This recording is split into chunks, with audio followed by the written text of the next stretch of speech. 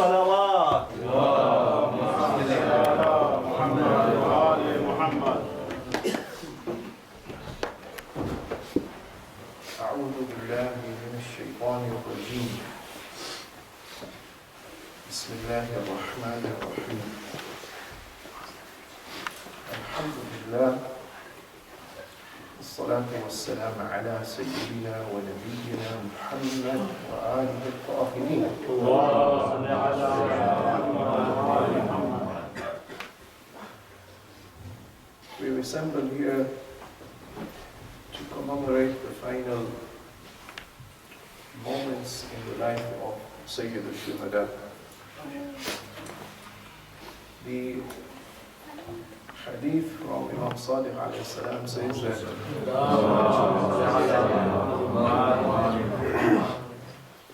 Aba Abdullah al-Hussein, when he fell on the sands of Karbala, بكت عليه السماوات السبع, the seven heavens wept for him. والأرضون السبع, and the seven earths also wept for him. وما فيهن وما بينهن, and whatever is in the heavens and in between the heavens and the earth. The purpose for which Imam stands up to defend, and the enemy against whom he was fighting, it was not something ordinary that was confined to the 10th day of Muharram in the 61st year of Hijrah. No, that goal, that purpose was something which was cosmic, which involved the creation of the heavens and the earth. If you remember when Adam alayhi salam was created by God and the angels were asked to make sajda, the angels hesitated. They said that this type of creature, when he comes to the earth, he will spill blood.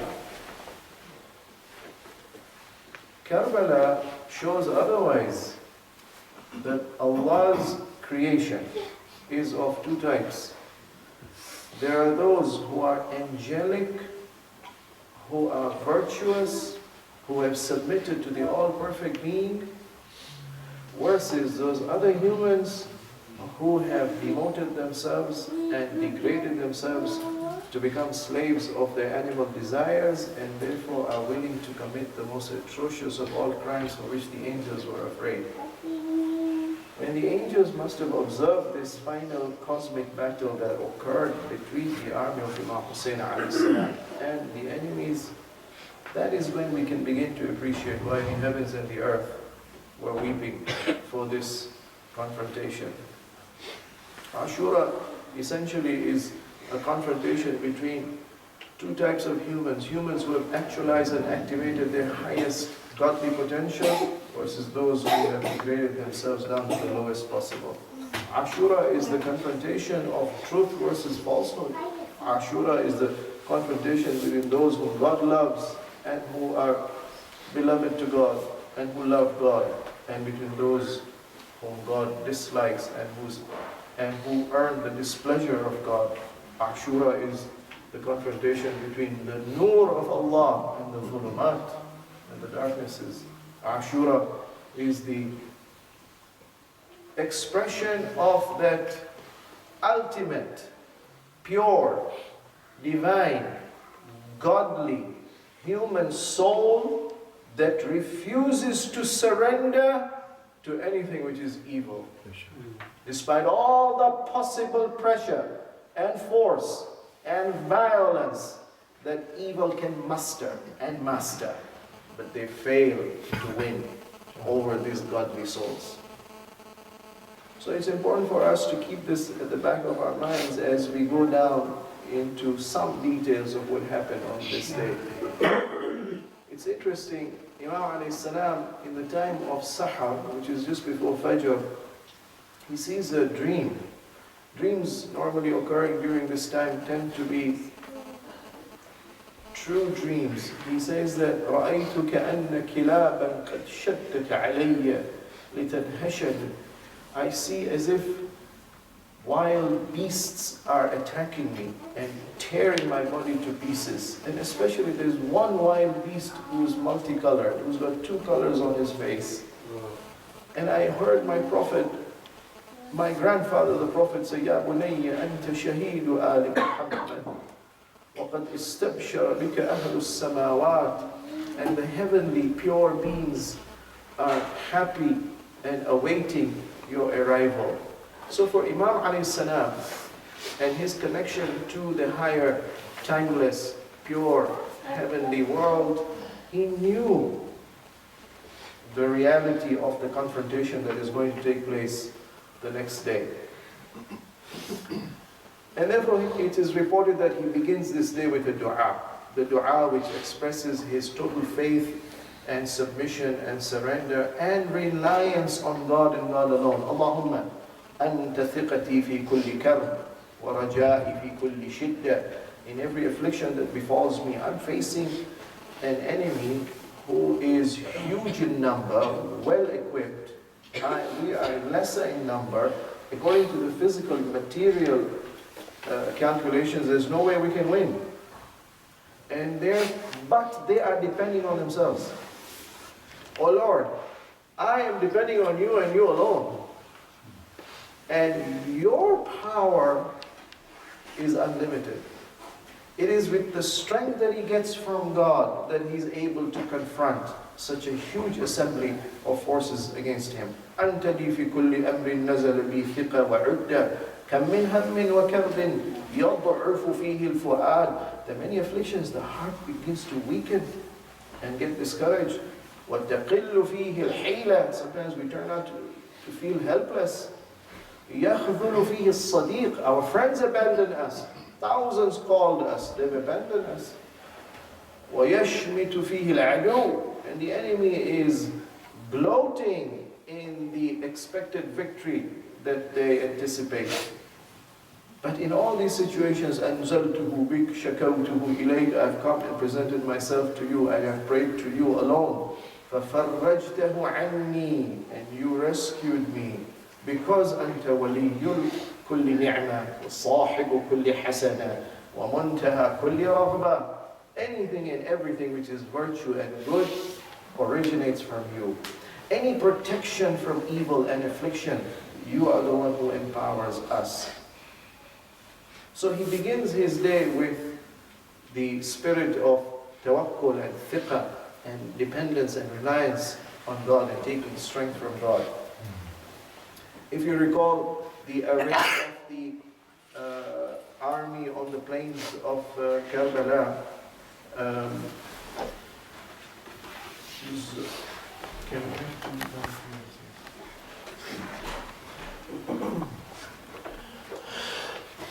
way of the army was such that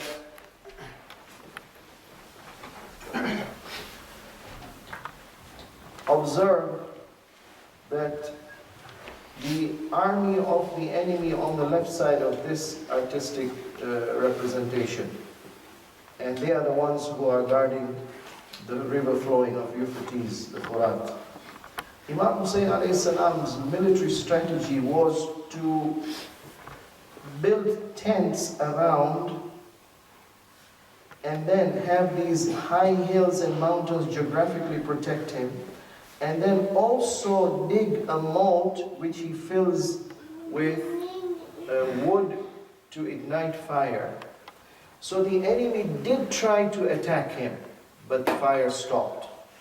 The enemy did try to penetrate into the outer tents, but Imam alayhi salam placed strategically his companions within those tents. Anyone trying to somehow get over the hills and through the fire, one or two of them enter, and there is a companion who can confront him and overpower him. They failed. They failed to attack Imam alayhi salam from any other angle but the angle which Imam wanted, which is the front. Ultimately, they started throwing fire into the outer tents and they started burning.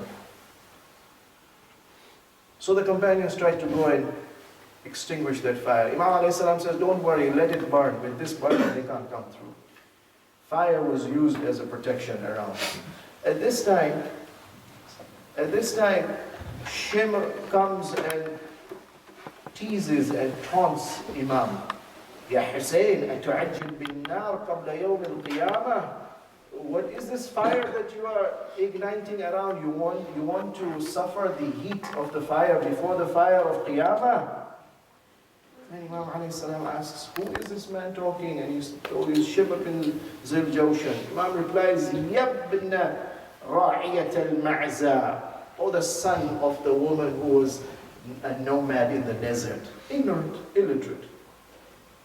Anta awla biha siliya. The one who deserves to go to the fire of hell is you. Muslim ibn Awsaja was nearby. He tells Imam, I am a sharp marksman. He is within range. Allow me to shoot and drop him now. Imam alayhi salam says, لا ترميه فإني أكره أن أبدأهم بالقتال. I never ever start in following the tradition of my father and grandfather. I never ever start using force and violence. It's always defensive and protective. And the Sahaba were respectful. They could have done things on their own without consulting, but they were loyal and obedient to the commands of the Imam alayhi salam.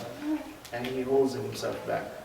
If you recall a similar incident with Zuhair bin Qaym, who wanted to attack Hur's army before they reached Karbala, and Imam stops him from doing it. Before the battle begins, Imam alayhi salam undertakes one more act of purging and cleansing. And he announces, he says, the messenger should go to all the companions and announce that لا يقتل معي رجل عليه دين. Anyone amongst you who still has an outstanding obligation of a debt to be paid should not come and fight in my army against this enemy. لا يدع له وفاء إلا دخل النار. Because I heard my grandfather, the Prophet ﷺ say, من مات وعليه دين أخذ من حسناته يوم القيامة. On the day of judgment, if you have come with an unpaid debt, meaning that you had the means, but you're delaying, you're ignoring. Oh, I'm becoming a shaheed. No. Shaheed means you are now devoted to God. You are thinking of nothing but that pleases God. When God is not pleased with this behavior of yours whereby you're hurting somebody else, you have taken somebody else's property, and God forbid you're ignoring and refusing to pay back. Pay back and then come and join. Any earning of haram and any lack of respect for others' rights is not something which the shuhada of Karbala were accepted to have. Burayr, Imam alayhi salam uses all possible means till the last moment to awaken, to change, to transform, to convert the enemy. And it's interesting, there are several khutbahs that Imam delivers. Imam's companions, at least the eloquent speakers, the well-recognized authorities whom the Kufans knew, they also delivered khutbah. Zuhair bin Qayy, Habib bin Madahir, Burayr bin Khudayr al-Hamdani. Burayr comes and addresses, you all know me, who I am, my background. Ya qawmi ittaqullah.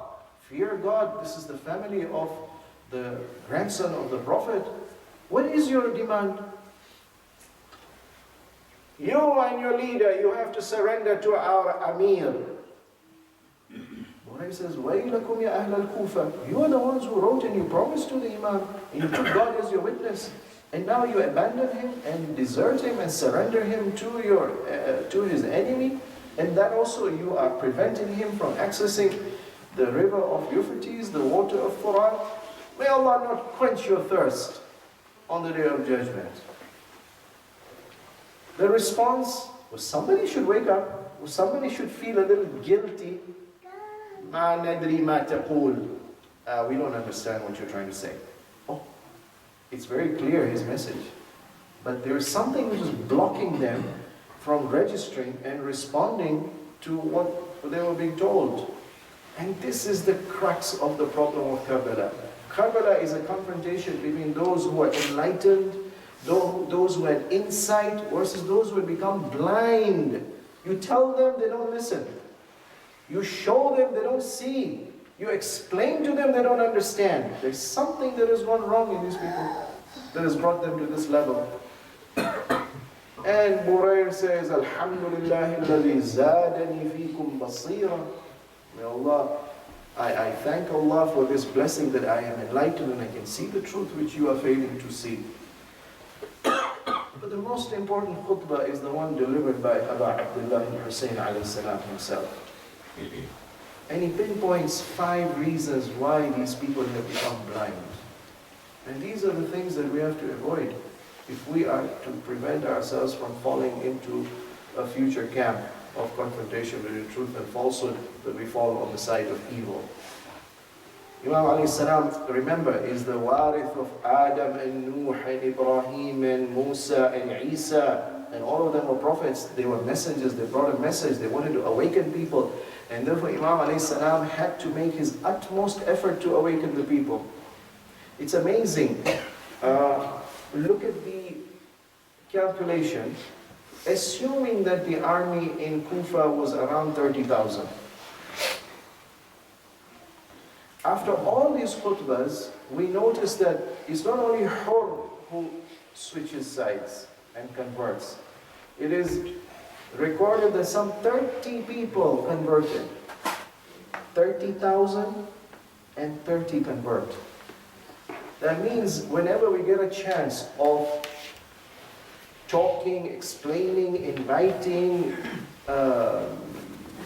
awakening people, we should look at the possibility of the positive effect that what we say or do would have on our audience. 1% chance? No. 0.1% chance? No. 0.01%? No. 30 out of 30,000. 0.001% chance there's going to be a good effect. Imam alayhi salam did that. He explains in this khutbah, this dunya is a temporary abode for the human being, and therefore to get attached to this dunya for the sake of this dunya, to know the truth and to oppose the truth is not worth it. مغرور من غرته شقي من فتنته لا تغرنكم إنها تقطع رجاء من ركن إليها. Dunya is a treacherous partner. You trust her, she will betray you. It never has fulfilled any of the promises she makes to even the past lovers that she has had. Abandon her. You have chosen the wrong partner. Number 1. Number 2. اجتمعتم على أمر قد أسخطتم الله فيه عليكم. You have assembled on a side who has decided on a policy which displeases God. You are inviting God's wrath and displeasure and you know it. Second problem that you have. Number 3. نعم الرب ربنا بئس العبد أنتم أقررتم بالطاعة آمنتم بالرسول ثم زحفتم إلى عترته. You know we are the family of the Prophet and you are believers in the Prophet, yet you come against us. How so? The third problem that you have, in addition to the dunya and in addition to the fact that you seek to disobey God and displease God, استحوذ عليكم الشيطان. You are the slaves of the devil. You have become so habitual in listening to the devil, obeying the devil, till the devil has become your master. Though you know right now what's right and wrong, but the devil is saying no, and you don't obey what's the truth. Problem number 4. تَبًّا لَكُمْ. You are a people كَفَرُوا بَعْدَ إِيمَانِهِمْ. You may have grown up mu'min, Muslim, you are good people, but then you were tempted and you succumbed and you started doubting and you started denying and now you're disbelieving the truth. And finally, number 5, بُعْدًا لِلْقَوْمِ الظَّالِمِينَ. And you have been enthralled by obeying masters, your rulers, your governors. You know that they're evil, they're corrupt, and yet you obey them for paltry benefits of the dunya or for the fear of what they will do to you, which is temporary suffering. These are the 5 main reasons which explain what happened in Karbala. Imam alayhi salam now changes his tone. He says, all right, I'm going to talk to you as a lawyer now. Tell me, what justification do you have to attack me? know that I am the son of the daughter of your Prophet? I am the son of the wasi of the Prophet. I am from the family of Hamza Sayyid al-Shuhada. I am the one about whom the Prophet ﷺ has said that Al-Hasan al-Husayn Sayyida Shababi Ahlul Jannah.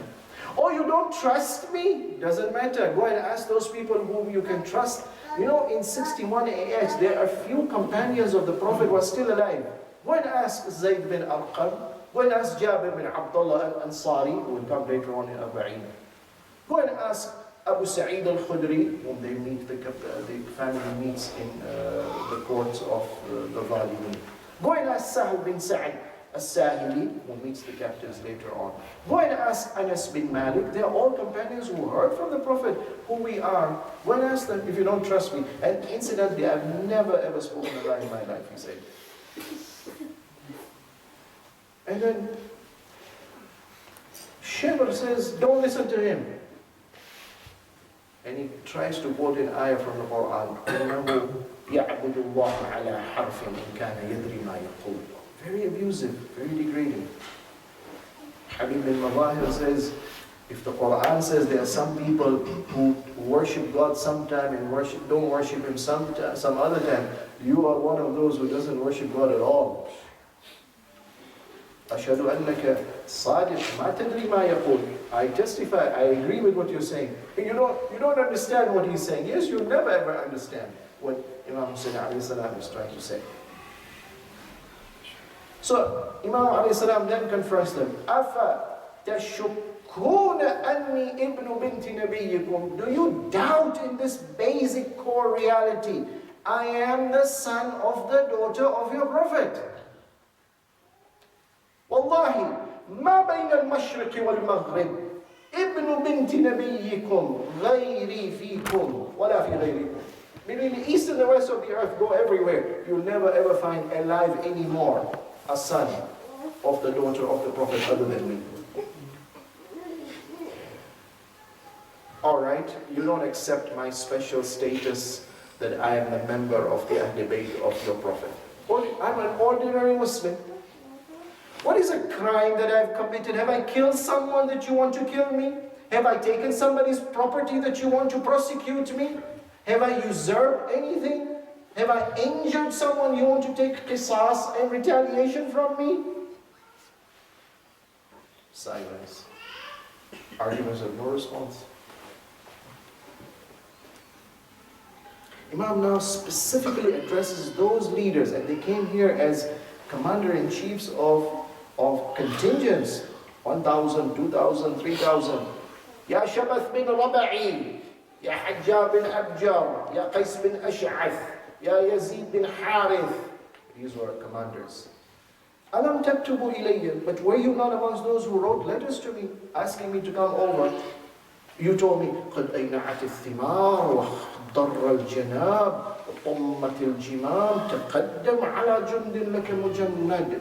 You told me that, oh, the flowers are blooming, the harvest is ready, the rivers are flowing. A metaphorical way of saying, everything is ready for you, come over. Qais bin Ash'ath says, Wallahi ma nadri ma yaqul. I'm sorry, we don't agree, we don't know what you're saying. We never wrote these letters. Imam says, Subhanallah, bala wallahi qad fa'altum. I swear to God, you have written those letters, which he had shown earlier to Hur, those thousands of letters in the sacks that he was carrying. Ayyuhan nas, ultimate, I close my case. Ayyuhan nas, إذ كرهتموني فدعوني أنصرف عنكم إلى مأمن من الأرض. Alright? So you have no case against me, but there's no need to spill blood. Let me go away. I'll go somewhere else. No need for confrontation. The ultimate chance given to a Muslim to avoid spilling blood when he knows it's wrong. They said to him, أَوَلَا تَنْزِلْ عَلَى حُكْمِ بَنِي عَمِّكَ. No, you must surrender. And listen, now they're trying to convince Imam Hussain why he should surrender. Their logic, the materialistic logic. If you surrender, you will not suffer anything, Hussein. If you surrender, it will give you a comfortable, good life. That's their logic. But surrender to evil. Obey unquestioningly and blindly evil. And you'll enjoy your little comfort in life. Imam alayhi salam addresses that specific man who challenged him. He says, Anta akhu akhi. Qais, you are the brother of that man who killed Muslim bin Aqil. You have already got the qisasi of Muslim bin Aqil. On the day of judgment you would be asked, you want to join him? No, let me tell you, لا والله لا أعطيكم بيدي إعطاء الذليل ولا أقر إقرار العبيد. I will never ever humiliate myself to a governor, a ruler, a despot, a dictator who openly disobeys God and expects me to obey him to disobey God. I will never ever surrender. And I will not flee like a slave who's afraid. I'm a brave man, I will stand my ground and I'll confront you. And then Imam ﷺ completes by reciting this ayah from the Quran. وَإِنِّي عُذْتُ بِرَبِّي وَرَبِّكُمْ أَن تَرْجُمُونِي وَإِنِّي عُذْتُ بِرَبِّي وَرَبِّكُمْ مِنْ كُلِّ مُتَكَبِّرٍ لَا يُؤْمِنُ بِيَوْمِ الْحِسَابِ. These are verses which Musa ﷺ recites when he confronts that whole army of Fir'aun and the magicians. I presented my argument, but I seek protection in God from your evil. And then finally he says, let me explain to you in the next khutbah. He says, let me explain to you why is it that you will not listen to me. And the reason is, in خَزَلَتْ عَطِيَّاتِكُمْ مِنَ الْحَرَامِ. Your bank accounts are filled with haram deposits, if I want to say it in modern words. مُلِيَتْ بُطُونُكُمْ مِنَ الْحَرَامِ. And your bellies are filled. Your banks are filled and your bellies are filled with haram. And that's why you're not responding to the truth when it's presented to you. And then he lists down about 12 qualities of what is wrong with these people. أنتم طواغيت الأمة شذاذ الأحزاب نبذة الكتاب نفثة الشيطان عصبة الآثام محرف الكتاب. You are rebellious, you oppose the Quran, you are devil worshippers, you are the evil group, you are the ones who distort the Quran, you are the one who misapply the Sunnah of the Prophet, you are the killers, you are children of immoral families.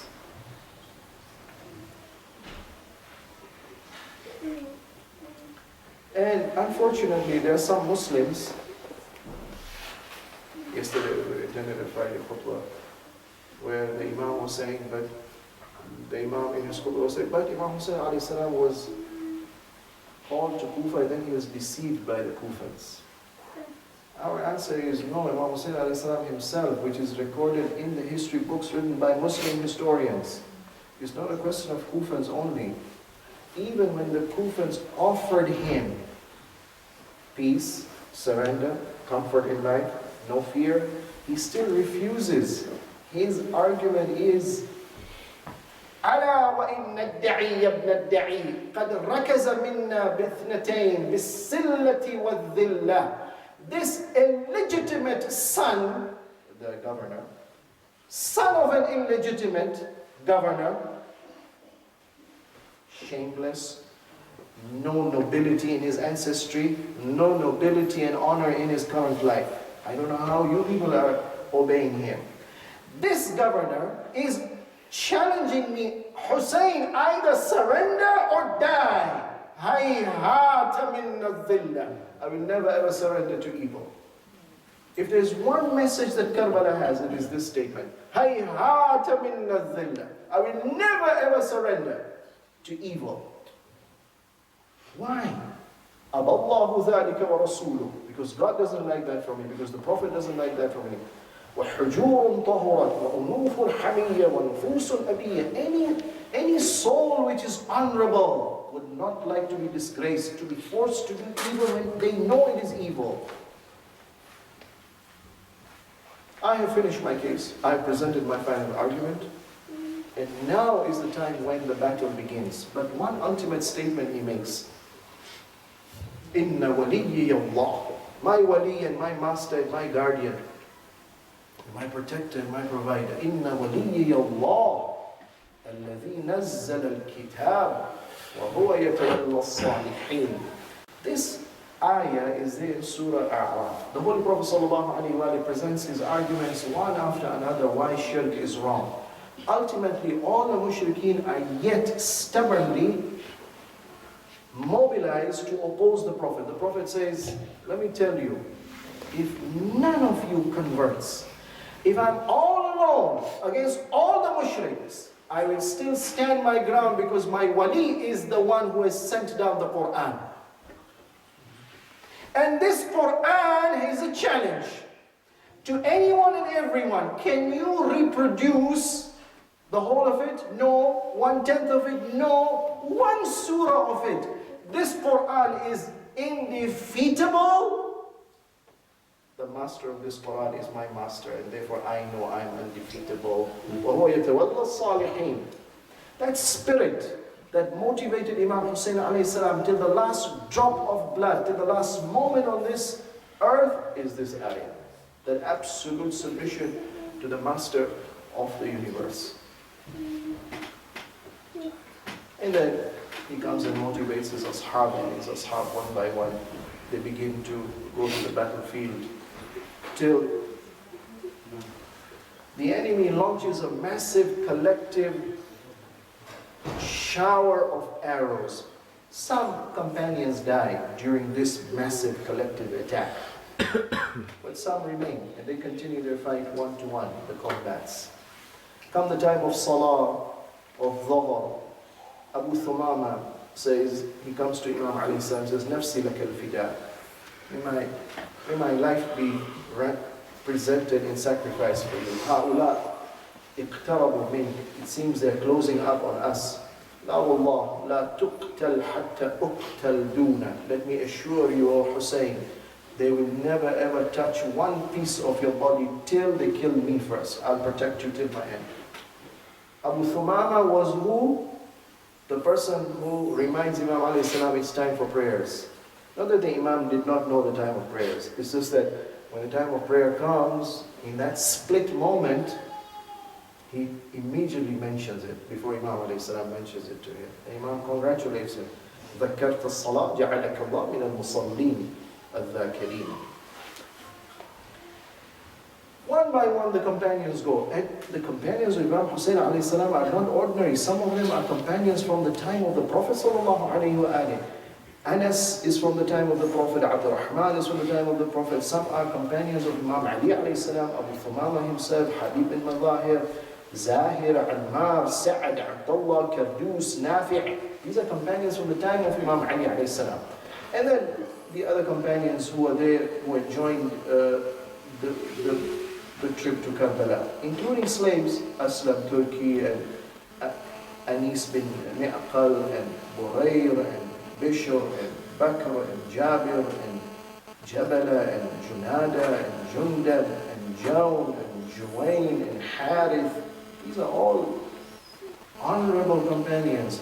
Habib bin Abdullah, Hajjaj bin Zayd, Hajjaj bin Masruq, Hur, Halas, Hamad, Handala, Khalid, Zaid, Zahir, Zuhair bin Salim, and then Zuhair bin Qaym, and Salim bin Amr, and Sa'ad bin Hamdullah, and Sa'id bin Abdullah, and Sulaiman, and Suwar, and Suwaid, and Sayyid, and Shabib, and Shawzab, and Bahak, and Darghama, and Abis, and Abdullah bin Umayr, and Amr bin Qaraba, and Mujamma, and Nafi', and the others.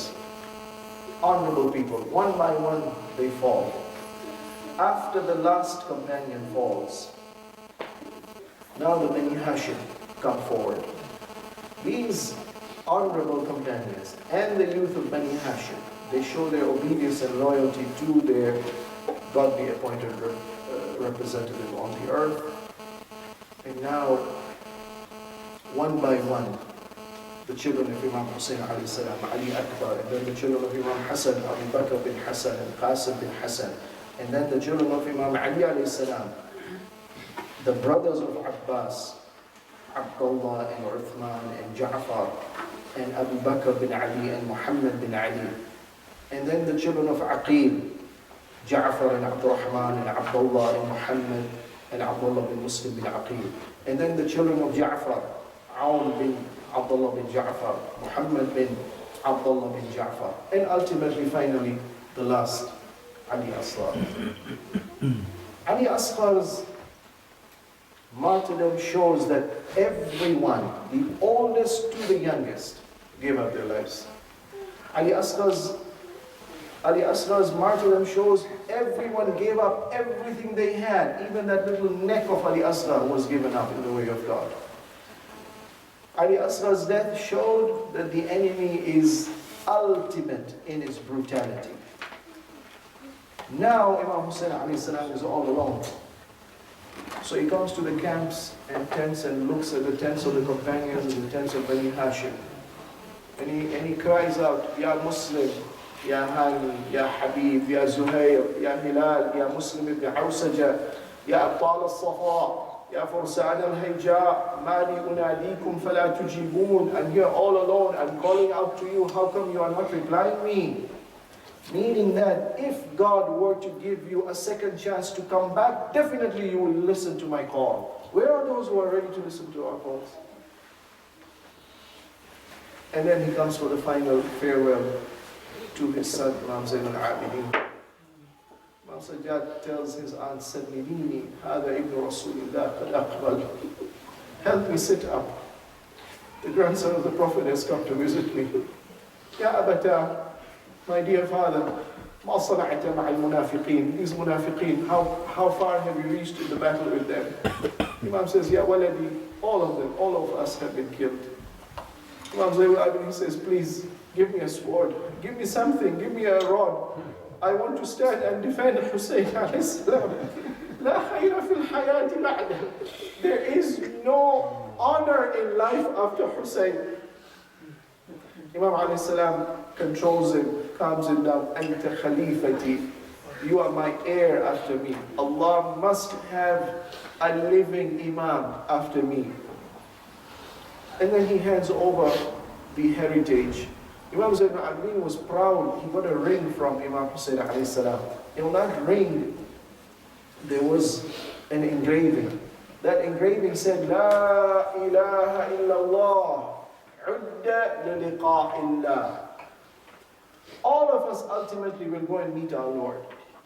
But what is it that will make us receive the mercy of our Lord? La ilaha illallah. To submit with the totality of our beings to the true master of the universe. Karbala is summarized in this ring, the engraving of this ring. And he makes some wasiyah to be Zainab, and he makes his final salam. Ya Sakina, Ya Rabah, Ya Zainab, Ya Umm Kulthum, Ya Ruqayya, Ya Atika. Alaykunna min bis-salam. This is my final farewell. And then he proceeds to the battlefield. You read different maqtal, reports about this battle, and all of them, they share this phrase. That Imam alayhi salam came and attacked all these huge masses. How can we tell you the response? Every time he attacks one mass of the army, it's as if a lion, a ferocious lion is attacking a flock of sheep, and they all run away helter-skelter. They can't protect themselves against this sword. He attacks on the right. Al-Maut khayrun min rukub al-'ar, wal-'ar awla min dukhul an-nar. For me to die is better than to live a life of disgrace. And to live a life of disgrace is worse, is better than going to Jahannam. That's the spirit for which Imam Hussein alayhi salam refuses to obey to Yazid. And then he attacks on the left. أنا الحسين بن علي أحمي عيالات أبي عليت أن لا أنثني أمضي على دين النبي. Well, if you don't know why I'm here, let me tell you, I'm Hussein, the son of Ali. I am here to defend the honorable family of the Prophet. I have sworn never ever to bow down and surrender to evil. I will pass away and die on the path of the honorable Prophet. Umar ibn Sa'ad was seeing the armies are running helter-skelter, they're all retreating. He shouts, Wailun, woe be to you, soldiers, do you know who you are fighting? He is the son of Ibn Qattal al-Arab. He is the son of the man who has killed the most of the Arabs, the mushriks. He is the bravest. Don't you think you can fight with him honorable war? No, you better go down to arrows and spears and stones and attack him from all around, not front to front. You can't. And an army of spears and swords and stones now begins to rain on Imam Hussein alayhi salam. One strikes his forehead, one strikes his chest, one strikes his neck. Blood starts flowing now on Imam's body. Ya Ummat as-Saw, all evil people, let me tell you, never ever in your future life you will face anyone who is more honorable than me. Abu Hutuf now aims and shoots an arrow which strikes the forehead of the Imam. Blood begins to flow on his beard. Imam alayhi salam purposely dyes his beard with the blood. He says, I swear to you on the day of judgment, I will present myself with this blood. This is what your ummah did to me, O Prophet. Another stone hits his forehead now. And then to wipe the blood, he lifts his shirt up and wipes. When his body is exposed, Sinan bin Anas Nakha'i takes a 3-pronged arrow and shoots at the heart. When the heart has struck on the chest, blood is now gushing forth in huge amounts. The Imam starts saying, Bismillahi wa billahi wa ala millati Rasulillah. I'm giving up every part of my body, every drop of my blood for the sake of the Prophet and for the sake of Allah. He fills his hand with the blood. And then he lifts and throws that blood to the sky.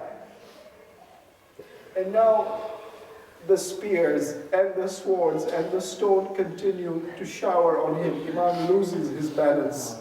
And he falls to the ground. Zainab is standing and watching from atop a hill.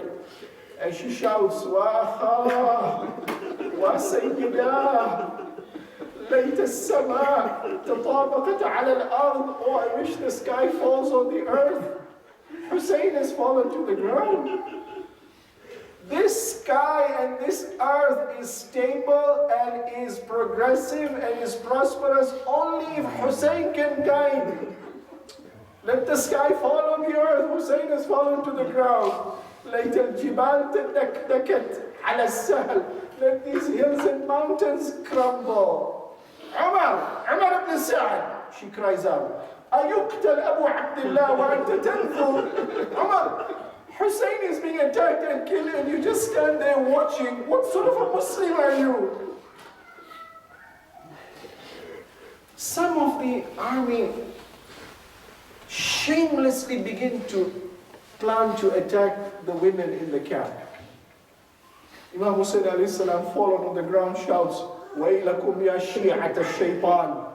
All the followers and the slaves of Shaitan, in lam yakun lakum deen wa la takhafun al-ma'ad fakunu ahraran fi dunyakum. If you don't fear God, if you don't fear accounting on the day of judgment, don't you have any human conscience? Why are women being attacked? They're innocent. Forget them, come and attack me.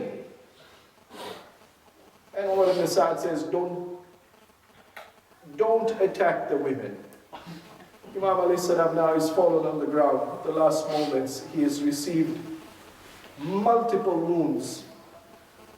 Imam Baqir alayhi salam says, when we got the dress of Hussein alayhi salam, it had 60 points where either they were sword attacks or spear attacks or arrows which had been shot from all sides, but especially from the front. Imam never gave his back to the enemy.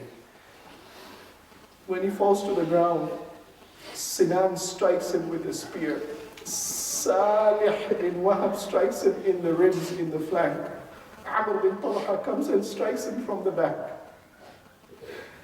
You know, in the ziyarah we have one characterization of the Imam which is unique. Assalamu alayk al-witr al-mawtur.